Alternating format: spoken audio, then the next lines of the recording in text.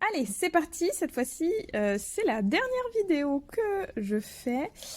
Donc il va y avoir deux moments dans la vidéo. Il va y avoir le moment où on va rentrer les mailles et puis il va y avoir la révélation. Ce sera pas sur ma fille parce que je veux pas qu'elle apparaisse même de dos sur une vidéo, mais par contre je vais essayer de faire une jolie présentation du châle. Alors tout est flou, merci beaucoup, voilà. Donc on va prendre une aiguille à laine, donc c'est plutôt une grosse aiguille avec un gros chat, hein, d'autant que là ça mérite d'avoir un gros chat. On va garder les ciseaux pas loin parce qu'on va en avoir besoin tout à l'heure pour couper notre fil une fois qu'il sera rentré. Et on va commencer par la partie départ, donc le fil de départ. Donc on le met dans notre chat. Hop, voilà. Et là, l'idée, ça va être de faire quelque chose de propre. Alors, si on veut vraiment rentrer les fils correctement, normalement, le fil qu'on rentre, en fait, on recrée le chemin des mailles qu'on voit apparentes, là, comme ça, là, touc, touc, touc. On refait le même schéma, donc c'est ce qu'on va faire aujourd'hui. On va essayer de faire quelque chose qui ressemble au maximum à ce qu'on voit. Mais des fois, c'est pas toujours très évident de le faire, parce qu'on est sur de la dentelle, ou bah là, par exemple, là, il y a des gros trous, donc on va pas s'amuser à faire passer un fil en plein milieu. On peut aussi venir prendre notre fil et venir faire cette technique-là, donc c'est-à-dire on passe juste le fil à travers les boucles comme ça, mais là il n'y en a pas assez, vous voyez, on n'en aura que deux, donc, et en plus le fil il ressortirait de ce côté-là, donc ça ferait un petit fil qui se barre ici, et c'est pas terrible. Donc on va le faire dans les règles de l'art, c'est-à-dire en refaisant le chemin de notre maille. Donc c'est-à-dire qu'on va passer notre fil, hop, en suivant le bourrelet qui est là, on va le passer, hop, déjà à travers le bourrelet. Ensuite, si on regarde le chemin de notre laine, il va passer derrière la maille. Donc on le passe derrière la maille. Ensuite, on va la faire ressortir sous le bourrelet. En fait, j'ai l'impression de faire un labyrinthe et de suivre le chemin du labyrinthe. Ensuite, là, la bosse, on la suit. On passe sous le bourrelet comme ça. Là, on va passer derrière la maille. Donc on passe derrière la maille. Là, on suit vraiment notre fil, donc hop, ça veut dire qu'on doit passer en dessous du bourrelet. Donc on ne se serre pas trop, hein, pour pas venir resserrer notre travail. Ensuite, ici, ça passe à l'intérieur. Vous voyez, en gros, du coup, je double à chaque fois le fil, parce que je resuis le même chemin que la maille qui s'est créée. Donc c'est bien, en plus, comme ça vous fait vraiment regarder ce qui s'est passé. Hop, alors. Là, je commence à avoir un petit peu moins de fil. Bon, globalement, j'ai déjà passé à pas mal d'endroits, donc ça peut être déjà assez. Hop. Je le sors une dernière fois. Hop. Et là, vous voyez, maintenant, il fait une boucle par là. Donc ça va être la dernière que je vais passer. C'est-à-dire, on passe par là pour suivre notre chemin. Et une dernière fois vers le haut. Et là, je vais y aller un peu comme ça, au feeling. Comme ça, je vais pouvoir couper à ce niveau-là. Ils sont où mes ciseaux? Là, ils sont là. J'ai une petite voix parce que j'ai l'aiguille dans la bouche. Je sais pas bien faire ça, mais... Hop. On coupe à ras. Alors, il y en a, quand c'est de la laine, évidemment. Moi, rappelez-vous, c'est de l'acrylique, donc ça ne sert à rien que je le bloque. Mais ce qu'on peut faire, c'est venir bloquer. Donc, on laisse le fil. On laisse le fil que là, je viens de couper. Ben, en fait, on le coupe pas. Hein. On le laisse comme ça. Et on le bloque, et une fois qu'il est bloqué, lavé bloqué, là ensuite, vu que la laine se sera positionnée, aura trouvé son gonflant et se sera bien installé, ensuite on le coupe à ras quand c'est un châle, parce que faut pas que ça se voit, mais du coup, le fait de le couper après blocage, vous avez moins de risque que ça rebouge, quoi. Et donc là, vous voyez, le fil de départ, bah, il est complètement invisible parce qu'en fait, il suit le chemin, naturel des mailles. Et de ce côté-là, pareil, il est invisible, ça se voit pas. Si on regarde très précisément, on voit que le fil, il est doublé ici. Mais c'est juste ça qui détermine l'endroit où est-ce qu'on a passé notre fil. Donc, globalement, ça se voit pas du tout, et c'est un rentré qui est très propre, et le bourrelet, du coup, eh ben, il est aussi un peu visible, on le voit là, il fait ça et ça, mais il est quand même très propre.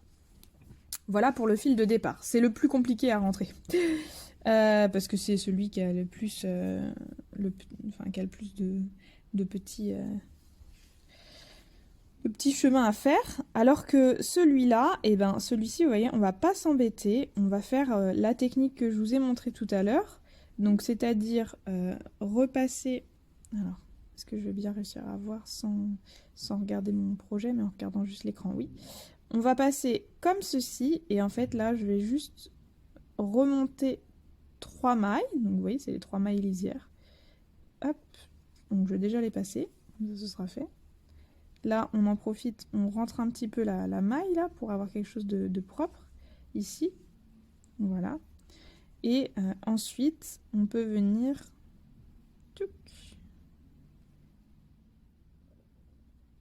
passer le fil en suivant le chemin naturel du fil sur quelques mailles encore, histoire qu'il soit un peu fixé. Donc là, vous voyez, il passe sous cette maille-là, mais après, je l'ai un peu perdu, je ne sais pas très bien d'où est-ce qu'il ressort. Donc, c'est suffisant, là, il est déjà passé tout là, et il est passé ici, donc je vais le couper. Toujours l'aiguille dans la bouche, c'est pas bien. Hop, à ras, mais même principe, vous laissez un petit peu, de longueur, vous bloquez et ensuite vous coupez. Voilà, donc je range mon aiguille pour pas la perdre parce que c'est pareil, c'est le genre de petites choses qui se mettent dans les mains des enfants et dans la bouche des enfants facilement, n'est-ce pas? Surtout quand on le fait devant eux et c'est pas bien. Très assorti, je range mes petites affaires dans mon sac à projet. Et là, j'ai rentré mon fil de ce côté-là, qui est rentré de manière propre. J'ai rentré le fil au milieu. Et voilà, j'ai fini mon châle. Maintenant, je vais vous faire une petite prise de vue sur le petit porte-manteau de ma mistinguette.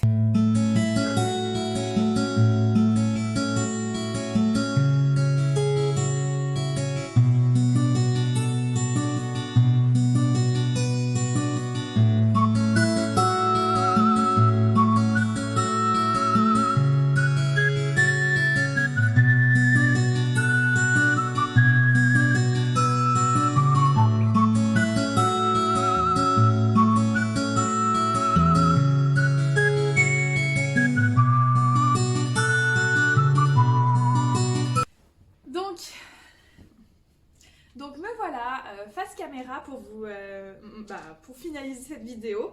Donc j'espère que ça a été, que les différentes étapes de fabrication du châle Mathilda vous plaisent. Donc voilà la mini version pour ma fille. Donc clairement moi je pourrais même pas me le mettre autour du cou, enfin il tiendrait pas derrière. Éventuellement ma fille, je vais peut-être lui passer en fait un des petits bouts dans un des trous de jeté du départ, comme ça va lui faire un petit moyen de le tenir. Ça va être un petit châle parfait pour le mois de mars, ça va être mignon comme tout. Moi, ma version, elle n'a pas la même dimension évidemment, hein. Donc je l'ai fait il y a vraiment très longtemps, je l'ai fait presque il y a 10 ans. Pour vous dire, bon c'était pas non plus de la bonne qualité de laine, mais c'est pas de la laine d'ailleurs, je crois que c'était de l'acrylique, comme je vous avais dit dans les premières vidéos. Mais il est vraiment très très grand et pour le coup, moi c'est vraiment mon châle de grand froid.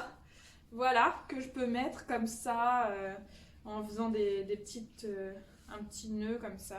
Bon, de toute façon, ils sont toujours un peu mis n'importe comment mes châles, mais vraiment, c'est le châle, le gros châle que je sors quand il fait vraiment très très froid ou quand je suis à la maison et que j'ai juste besoin de me réchauffer les épaules. En fait, je peux aussi le mettre comme ça. Voilà, donc il est pas mal pour ça. Donc, différentes versions. À vous de créer selon votre laine, selon ce que vous avez envie de faire. Moi je regarde l'heure, j'ai un rendez-vous là, donc du coup je vais me dépêcher. Juste pour vous dire, si vous voulez partager vos réalisations du châle Mathilda, n'hésitez pas à le faire sur Instagram. Je suis sur Instagram, hein. Peut-être que vous me connaissez déjà, sinon c'est Mademoiselle Pluche comme pour la chaîne YouTube. Vous pouvez mettre hashtag Mademoiselle Pluche ou hashtag tuto Mademoiselle Pluche si vous voulez. Et puis comme ça, je verrai les réalisations que vous avez fait grâce à ce tuto. Et puis si vous connaissez déjà le châle Mathilda ou vous l'aviez déjà fait, vous pouvez me le dire aussi en commentaire. Et puis peut-être à une prochaine fois en vidéo. Peut-être pas le face cam parce que je suis pas super à l'aise. Voilà.